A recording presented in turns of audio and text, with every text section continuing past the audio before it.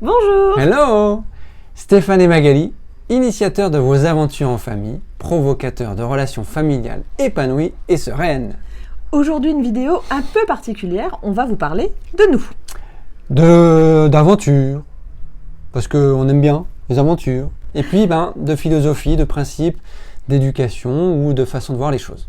Effectivement, vivre des aventures, c'est notre leitmotiv. C'est notre leitmotiv quand on s'adresse à vous, mais c'est aussi une vraie philosophie de vie à la maison.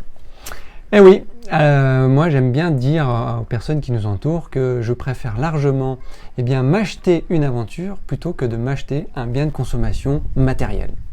C'est vrai qu'on n'est pas très matérialiste et on préfère, d'ailleurs notre grande aventure à venir le prouve bien, on préfère partager des aventures tous les quatre, mais aussi avec d'autres personnes, aller à la rencontre des gens, aller visiter le monde, voir la nature, voir ce qui nous entoure, plutôt que d'avoir des biens de consommation auxquels, en fin de compte, on n'accorde plus beaucoup d'intérêt avec le temps. Alors j'aime bien quand tu utilises cette expression de dire nous on se caractérise plutôt comme étant des consomme-acteurs plutôt que des consommateurs. Alors effectivement, on n'est pas des ayatollahs, c'est-à-dire que nos enfants ne vont pas à l'école avec des vêtements en toile de jute et des sabots de bois que Stéphane aurait travaillé et façonné à la main. Je vais dans la forêt, là, je reviens avec mes bûches. Non, on a une maison, nos enfants portent des vêtements, alors pas de marque, j'achète pas de marque, ils portent des baskets. Par contre, ce qu'on aime faire, c'est effectivement, quand les enfants veulent quelque chose, ça doit être déjà justifié, donc on veut quelque chose, donc il y a un vrai besoin derrière. Ou une vraie envie. Envie. Ça peut pas être non plus que voilà, c'est j'ai besoin donc. Après, quand c'est vraiment quelque chose plaisir, il faut y mettre un investissement personnel. C'est-à-dire, par investissement personnel, qu'est-ce que j'entends ?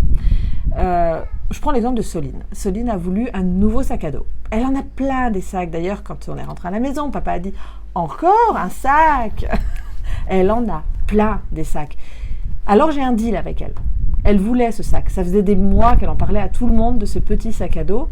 Ok, je ne suis pas contre le petit sac à dos. Par contre, on rentre à la maison, on doit trier la chambre, prendre tous les autres sacs à dos qu'on n'utilise plus et regarder pour les donner ou les vendre. De la même manière, moi j'aime bien un peu bricoler. Un de mes principes aussi, c'est de leur apprendre que c'est aussi possible de réparer les choses plutôt que de tout de suite imaginer les remplacer. C'est ça, être des consommateurs. C'est savoir se responsabiliser quand on veut quelque chose. Donc c'est une vraie philosophie de vie et une philosophie d'éducation qu'on a à la maison, vivre des aventures, être acteur de ce qu'on consomme, être responsable de ce qu'on consomme. On a un petit jardin aussi parce que on fait pousser quelques légumes, c'est sympa, c'est éducatif, c'est ludique et puis ça permet aux enfants de voir un peu comment ça fonctionne. On ne peut pas toujours tout avoir au supermarché parce qu'on en a besoin. Il y a des saisons pour chaque chose. Ça, c'est aussi quelque chose d'important. Voilà, quelques exemples qui permettent peut-être de vous partager un peu notre philosophie. Et moi, j'avais envie de vous demander, à vous, quelle était votre philosophie de vie ? Et si, de la même manière, vous considériez un peu plus comme nous qu'on sommes acteurs, qu'est-ce que vous faites concrètement dans le quotidien que vous pourriez partager avec nous et nous donner vos bonnes idées ? On vous dit à très vite. Si cette vidéo vous a plu, n'hésitez pas à vous abonner à la chaîne YouTube et vous nous retrouverez également sur le blog aventuresdenotreVie.com. Bye bye. Ciao.